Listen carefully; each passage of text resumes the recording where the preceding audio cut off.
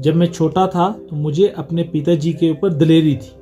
मतलब ये दिलेरी थी कि मेरा जीवन सुरक्षित है क्योंकि मेरा पिताजी मेरे साथ। लेकिन कुछ समय के बाद ऐसा हुआ कि मेरे पिताजी किसी कारणवश उनकी डेथ हो गई, तो मैं डर गया।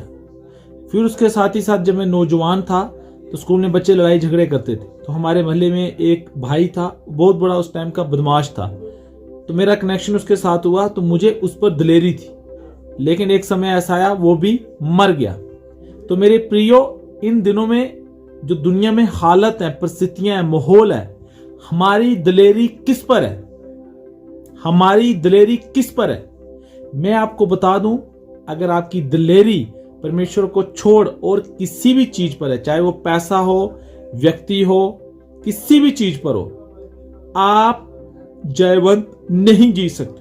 अब मैं आपको बताना क्या चाहता हूं, जब हम दुनिया में रहते हैं हमारी दिलेरी अलग अलग चीजों पर रहती है, लेकिन जब हम लोग मसीह में आते हैं, परमेश्वर में आते हैं, तो यहां पर लोगों की दिलेरी किस पर होती है?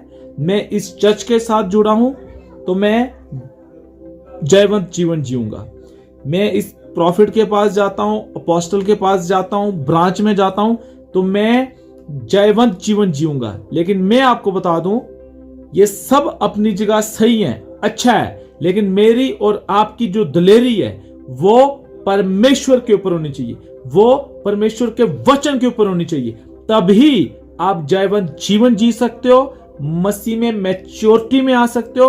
अन्यथा मैंने जितने भी लोग ऐसे देखे हैं जब वो मसीह में नहीं थे, पहले उनकी दिलेरी घर के लोगों के ऊपर, पैसों के ऊपर, या धर्म के ऊपर, या जाति के ऊपर थी, लेकिन अब जब वो मसीह में आए तो अब उनकी दिलेरी किस में है? उसी रीति में उनकी जो दिलेरी है वो ब्रांच के ऊपर है, अपोस्टल के ऊपर है, प्रॉफिट के ऊपर है, चर्च के ऊपर है।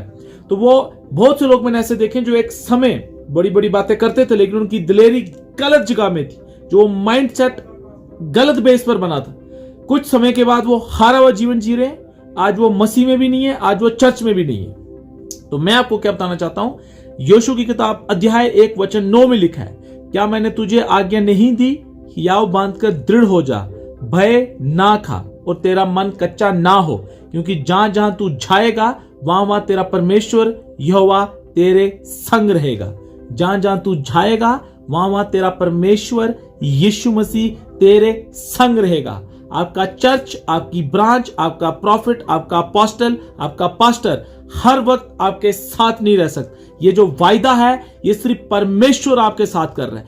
इसलिए अगर आप जयवंत जीवन जीना चाहते हो, शैतान बीमारी के रूप में, कर्जे के रूप में, ओपोजिशन के रूप में, स्ताव के रूप में, किसी भी रूप में आपके जीवन में आए, तो परमेश्वर आपसे वायदा कर रहा है कि आपको भय नहीं खाना है, आपको नहीं डरना है, बल्कि तू जहां भी जाएगा मैं तेरे संग हूं। इसलिए मेरी और आपकी जो दिलेरी है वो परमेश्वर के ऊपर होनी चाहिए। मेरी दिलेरी परमेश्वर के ऊपर है, इसलिए मैं आनंदित हूं और मुझे किसी बात का कोई भय नहीं।